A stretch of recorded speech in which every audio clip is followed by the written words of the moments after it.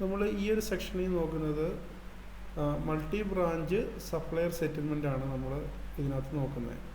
അതായത് ഉദാഹരണത്തിന് നമുക്കിപ്പം ഒരു 3 ബ്രാഞ്ചുണ്ട്. ഓക്കെ, നമ്മുടെ കമ്പനിക്ക് 3 ബ്രാഞ്ചുണ്ട്. പക്ഷേ നമ്മൾ പേയ്മെൻറ്റ് സപ്ലയേഴ്സിന് കൊടുക്കുന്നത് ഒരു ബ്രാഞ്ചിൽ നിന്നാണ് കൊടുക്കുന്നത്. ഓക്കെ, പക്ഷേ ഈ ഒരു സപ്ലയർ 3 ബ്രാഞ്ചിലേക്കും സാധനങ്ങൾ സപ്ലൈ ചെയ്യുന്നുണ്ടാവാം. പക്ഷേ പേയ്മെൻറ്റ് നമ്മൾ കൊടുക്കുന്നത് ഈ 3 ബ്രാഞ്ചിൻ്റെയും കൂടെ ഒരു ബ്രാഞ്ചിൻ്റെ ബാങ്ക് അക്കൗണ്ടിൽ നിന്നായിരിക്കും നമ്മൾ കൊടുക്കുന്നത്. അപ്പോൾ നമ്മൾ ഇതെങ്ങനെയാണ് ഇത് ട്രീറ്റ് ചെയ്യുന്നതെന്നുള്ളതാണ് നമ്മൾ ഫസ്റ്റ് നോക്കുന്നത്. ഓക്കെ, അപ്പോൾ നമ്മൾ ഫസ്റ്റ് ചെയ്യേണ്ടത് വെച്ചെന്നാൽ നമ്മൾ ഏത് ബ്രാഞ്ചിൽ നിന്നാണോ നമ്മൾ പേയ്മെൻറ്റ് കൊടുക്കുന്നത് ആ ബ്രാഞ്ചിൻ്റെ അക്കൗണ്ട്സിൽ ചാർട്ട് ഓഫ് അക്കൗണ്ടിൽ പോയിട്ട് മറ്റേ 2 ബ്രാഞ്ചിൻ്റെയും ഒരു അക്കൗണ്ട് ക്രിയേറ്റ് ചെയ്യണം. അതായത് അത് ഒരു സൺഡ്രി ഡെപ്റ്റേഴ്സായിട്ട്, അതായത് അവർക്ക് വേണ്ടിയിട്ട് നമ്മൾ പേയ്മെൻറ്റ് ചെയ്യുവാണ്. അപ്പം അവർ നമുക്ക് പൈസ തരണം. അപ്പോൾ നമ്മുടെ ഡെപ്റ്ററായിട്ട് അവരെ ക്രിയേറ്റ് ചെയ്യണം. പിന്നെ നമ്മളൊരു കൺട്രോൾ അക്കൗണ്ട് ക്രിയേറ്റ് ചെയ്യണം. ഈ കൺട്രോൾ അക്കൗണ്ടിൽ നിന്നായിരിക്കണം നമ്മൾ ചെക്ക് ഇഷ്യൂ ചെയ്യുന്നത്. കൺട്രോൾ അക്കൗണ്ടിലേക്കാണ് നമ്മൾ ചെക്ക് ഇഷ്യൂ ചെയ്യുന്നത്. അപ്പോൾ നമ്മൾ ഫസ്റ്റ് നമ്മൾ ചെയ്യേണ്ടത് വെച്ചാൽ നമ്മൾ ഓരോ ബ്രാഞ്ചിൻ്റെയും ഒരു accounts payable settlement account create ചെയ്യുക. അപ്പോൾ നമ്മൾ ഫിനാൻഷ്യലി പോയി കഴിഞ്ഞാൽ ചാർട്ട് ഓഫ് അക്കൗണ്ടിൽ നമുക്ക് ആ ഒരു അക്കൗണ്ട് കാണാം. ഞാനിപ്പം മറ്റൊന്നുമില്ല. ഓക്കെ, ഇങ്ങനൊരു അക്കൗണ്ട് ചെയ്ത് കറണ്ട് അസറ്റിനകത്ത് മറ്റൊന്നുമില്ല ബ്രാഞ്ച് 3 അക്കൗണ്ട്സ് പേയബിൾ സെറ്റിൽമെൻറ്റ് എന്ന് പറഞ്ഞൊരു അക്കൗണ്ട് ക്രിയേറ്റ് ചെയ്തു. ട്രയൽ ബാലൻസ് ഗ്രൂപ്പ് ഡെപ്റ്റേഴ്സ്, നമുക്ക് ഇവർ പേയ്മെൻറ്റ് തരാനുണ്ട്. കാരണം ഇവർക്ക് വേണ്ടിയിട്ട് നമ്മൾ ഈ ഒരു ബ്രാഞ്ചിൽ നിന്ന് പേയ്മെൻറ്റ് കൊടുക്കുവാണ്. ഓക്കെ, അപ്പോൾ നമ്മൾ ഈ ബ്രാഞ്ച് നമുക്ക് പേയ്മെൻറ്റ് തരണം. ഓക്കെ, അപ്പോൾ അവരെ ഒരു ഡെപ്റ്ററായിട്ട് ക്രിയേറ്റ് ചെയ്തു. പ്രോഫിറ്റ് ആൻഡ് ലോസ് അക്കൗണ്ടിൽ വരത്തില്ല, ബാലൻസ് ഷീറ്റിൽ കറണ്ട് അസറ്റായിട്ട് വരും. ഇങ്ങനെ നമ്മൾ എത്ര ബ്രാഞ്ചിന് വേണ്ടിയിട്ടാണോ നമ്മൾ പേയ്മെൻറ്റ് കൊടുക്കുന്നത് ഓരോ ബ്രാഞ്ചിൻ്റെയും പേരിൽ നമ്മൾ ഓരോ അക്കൗണ്ട് ക്രിയേറ്റ് ചെയ്യുക. ഓക്കെ, ഈ ഒരു രീതിയിൽ ക്രിയേറ്റ് ചെയ്യുക. ഇനി നമുക്ക് ഒരു കൺട്രോൾ അക്കൗണ്ട് ക്രിയേറ്റ് ചെയ്യണം. ഓക്കെ, അപ്പോൾ നമ്മൾ കൺട്രോൾ അക്കൗണ്ട് ഈ ഒരു രീതിയിലാണ് ക്രിയേറ്റ് ചെയ്യുന്നത്.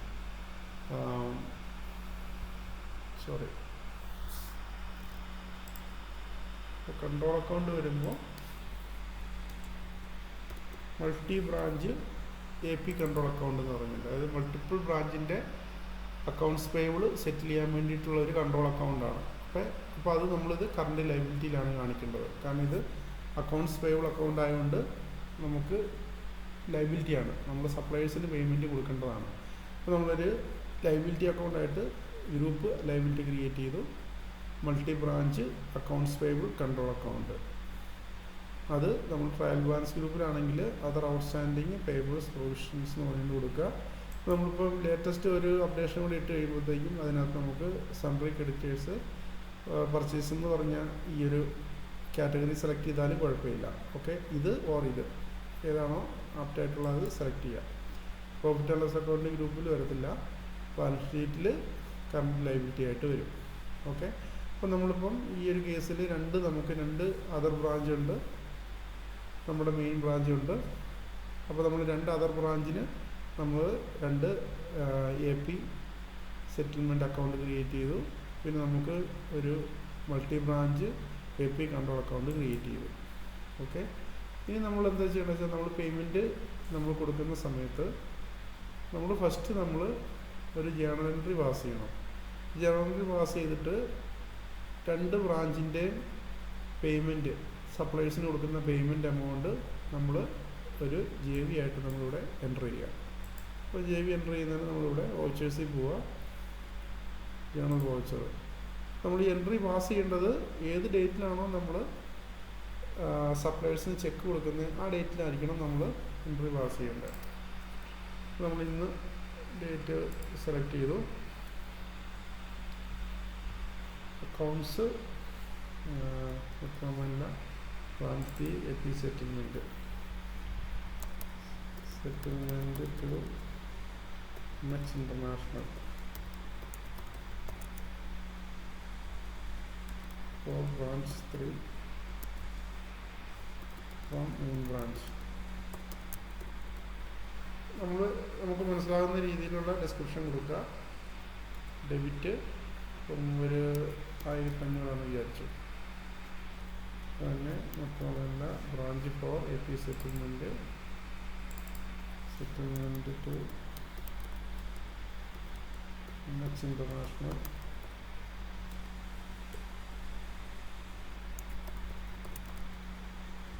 for branch for so and so എന്നാൽ ഡീറ്റെയിൽസ് കൊടുക്കുക, കറക്റ്റായിട്ടുള്ള ഡീറ്റെയിൽസ് കൊടുക്കുക. ഓക്കെ, ഡെബിറ്റ് ഒരു അവർക്ക് നമ്മളൊരു 2000 ആണ് കൊടുക്കുന്നത്. ഓക്കെ, ഇനി നമ്മൾ നമ്മുടെ കൺട്രോൾ അക്കൗണ്ടിനെ ക്രെഡിറ്റ് ചെയ്യുക. Multi branch AP control account settlement for branch 3 and 4 3500. Okay, 3500 നമ്മൾ ഇവർക്ക് വേണ്ടിയിട്ട് ബ്രാഞ്ച് 3 and 4 വേണ്ടിയിട്ട് നമ്മൾ സപ്ലയർക്ക് കൊടുക്കുകയാണ്. ഇതിൻ്റെ കൂട്ടത്തിൽ നമ്മുടെ ഒരു പേയ്മെൻറ്റും കാണും. ഓക്കെ, നമ്മൾ മെയിൻ ബ്രാഞ്ചാണ്, മറ്റേ രണ്ട് അതർ ബ്രാഞ്ചാണ്, ബ്രാഞ്ച് 3 ബ്രാഞ്ച് 4. അപ്പം നമുക്ക് ഈ സെയിം സപ്ലയർക്ക് തന്നെ നമുക്കും പേയ്മെൻറ്റ് കൊടുക്കാനുണ്ടാവും. അപ്പോൾ നമ്മൾ ഫസ്റ്റ് നമ്മൾ എന്താ ചെയ്യേണ്ടത് വെച്ചാൽ നമ്മൾ സെറ്റിൽമെൻറ്റിൽ പോയിട്ട് ആ സപ്ലയറെ സെലക്ട് ചെയ്തിട്ട് നമ്മൾ സെറ്റിൽമെൻറ്റ് ചെയ്യുക. അപ്പോൾ ഞാനിപ്പോൾ അപ്ഡേറ്റ് ചെയ്തു. ഓക്കെ, ഇനി നമ്മൾ സപ്ലയർ സെറ്റിൽമെൻറ്റിൽ പോവുക. ഞാൻ MH എൻ്റർപ്രൈസസ് എടുത്തു. ഇതിനകത്തിപ്പം എനിക്കിപ്പം ഈ കസ്റ്റമർക്ക് ഒരു 150 dirhams ഞാനിപ്പോൾ കൊടുക്കുകയാണ്. അപ്പോൾ ഈ 150 പ്ലസ് 3500 ആണ് ഞാൻ ടോട്ടൽ ചെക്ക് കൊടുക്കുന്നത്. അപ്പം എനിക്ക് ഈ 150 ഇവിടുന്ന് ക്ലിയർ ചെയ്യണം. ഓക്കെ, ഇനി ഞാനിവിടെ ഡയറക്റ്റ് ലെഡ്ജർ കൊടുത്തു. ഇനി ഇത് നമ്മൾ മൾട്ടി ബ്രാഞ്ച് AP കൺട്രോൾ അക്കൗണ്ടിലേക്ക് പോസ്റ്റ് ചെയ്തു, അപ്ഡേറ്റ് ചെയ്തു. ഓക്കെ, അപ്പം MH എൻ്റർപ്രൈസസിൻ്റെ 150 dirhamsൻ്റെ ബില്ല് ക്ലിയറായി. ഇനി നമുക്ക് അതിൻ്റെ സ്റ്റേറ്റ്മെൻറ്റ് ഒന്ന് എടുത്ത് നോക്കാം. മൾട്ടി ബ്രാഞ്ച് കൺട്രോൾ അക്കൗണ്ട് ഇപ്പോൾ ടോട്ടൽ 3500 അതർ ബ്രാഞ്ച്, അതായത് ബ്രാഞ്ച് 3യുടെയും 4യുടെയും ടോട്ടൽ എമൗണ്ട് 3500, പിന്നെ നമ്മുടെ പേയ്മെൻറ്റ് 150.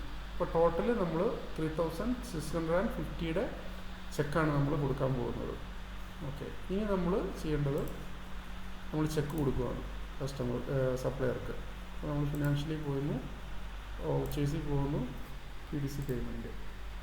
ഇവിടെ നമ്മൾ അലോക്കേഷൻ ലെഡ്ജർ കൊടുക്കേണ്ടത് multi branch AP control account.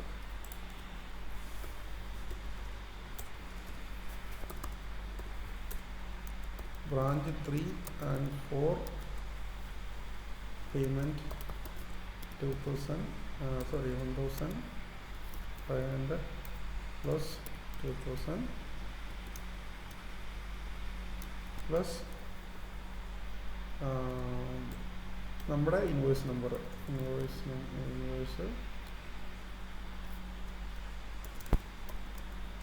MH international 150 dirhams.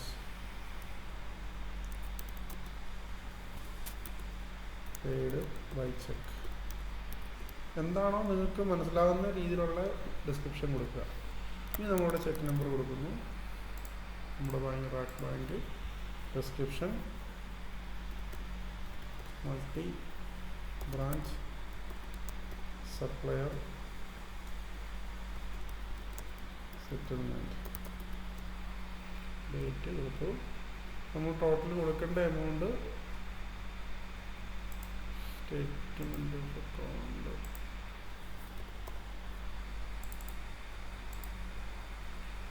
3650 ആണ്. 3650 അവിടെ സേവ് ചെയ്തു. ഓക്കെ, ഇപ്പം നമുക്കിവിടെ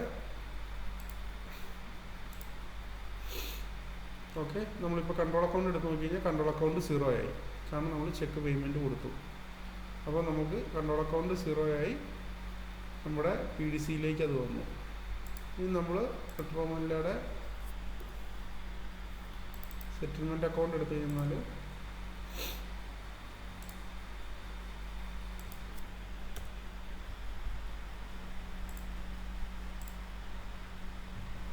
അവർ നമുക്ക് 1500 തരാനുള്ളതായിട്ട് ഇവിടെ കിടപ്പുണ്ട്.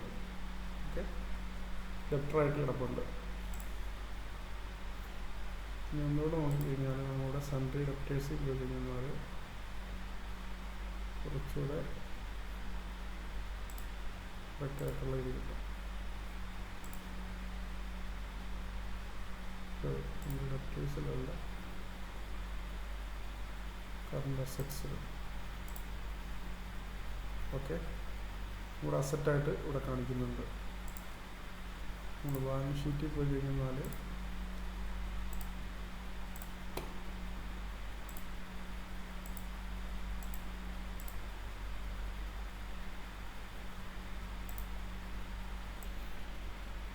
അപ്പോൾ നമ്മളിവിടെ നോക്കിക്കഴിഞ്ഞാൽ ബാലൻസ് ഷീറ്റിൽ നോക്കിക്കഴിഞ്ഞാൽ ഓക്കെ, നമ്മുടെ കറണ്ട് അസറ്റിൻ്റെ അണ്ടറിൽ മെട്രോമല്ല ബ്രാഞ്ച് 3 1500, മെട്രോമല്ല ബ്രാഞ്ച് 4 2000.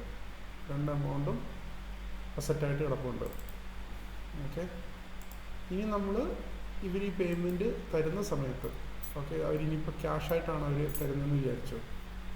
നമ്മൾ ഫിനാൻഷ്യലി പോകുന്നു, വൗച്ചേഴ്സിൽ പോകുന്നു, ക്യാഷായിട്ടാണ് അവർ തരുന്നതെന്നുണ്ടെങ്കിൽ ക്യാഷ് റെസിപ്റ്റ്സ്. ഇവിടെ നമ്മൾ എന്ത് ചെയ്യും, നമ്മുടെ ഏത് ക്യാഷിലേക്കാണോ ഇത് വരുന്നത് അത് നമ്മൾ സെലക്ട് ചെയ്യുന്നു. നമ്മുടെ മെയിൻ ക്യാഷിലേക്കാണെന്നുണ്ടെങ്കിൽ മെയിൻ ക്യാഷ്. ഓക്കെ, ഡീറ്റെയിൽസ് കൊടുക്കുന്നു. ഇവിടെ മെട്രോമല്ല branch 3 settlement to MH by main branch returned amount 1500.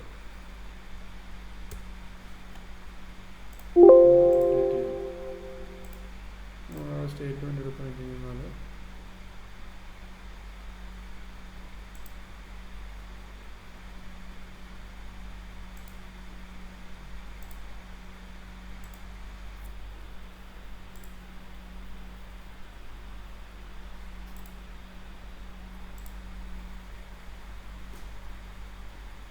Okay, ഈ അക്കൗണ്ട് ക്ലോസ് ആയി, കാരണം 1500 അവർ തിരിച്ച് റിട്ടേൺ ചെയ്തു.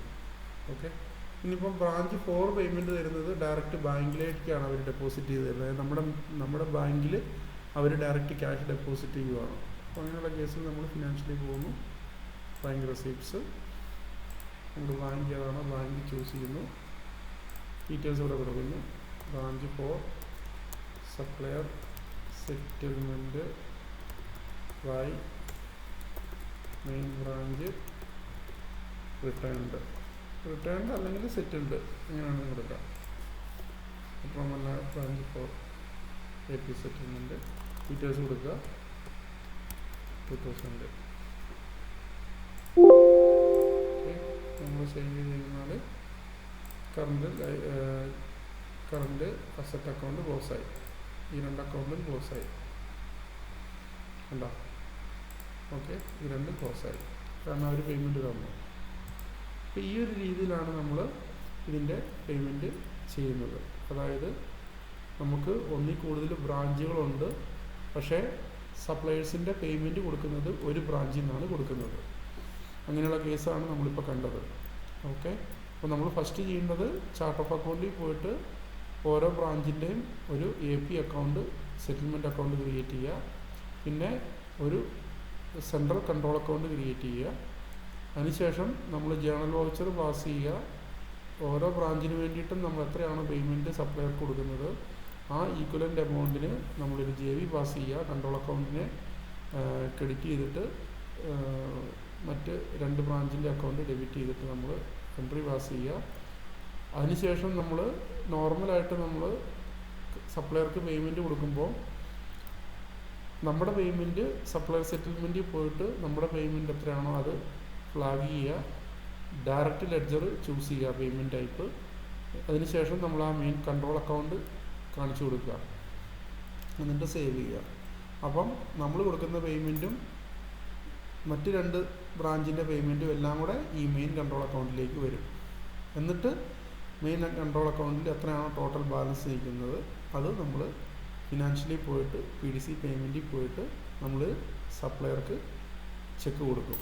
ഓക്കെ, അവിടെ നമ്മൾ അലോക്കേഷൻ ലെറ്റർ കൊടുക്കേണ്ടത് നമ്മുടെ കൺട്രോൾ അക്കൗണ്ടാണ്. അപ്പോൾ നമ്മൾ പേയ്മെൻറ്റ് PDC പേയ്മെൻറ്റ് അടിച്ച് കഴിയുമ്പോഴത്തേക്കും കൺട്രോൾ അക്കൗണ്ട് ക്ലോസ് ആവും. ഓക്കെ, PDCയിൽ വന്ന് കിടക്കും.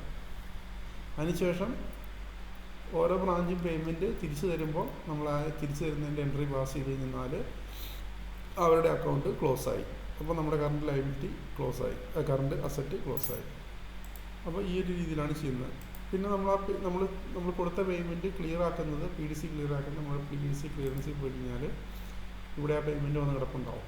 ഓക്കെ, ഡബിൾ ക്ലിക്ക് ചെയ്ത് നമ്മൾ സാധാരണ ചെയ്യുന്ന പോലെ നമ്മുടെ പേയ്മെൻറ്റ് ക്ലിയർ ചെയ്ത് കഴിഞ്ഞാൽ നമ്മുടെ ബാങ്കിൽ നിന്ന് അത് പോയി.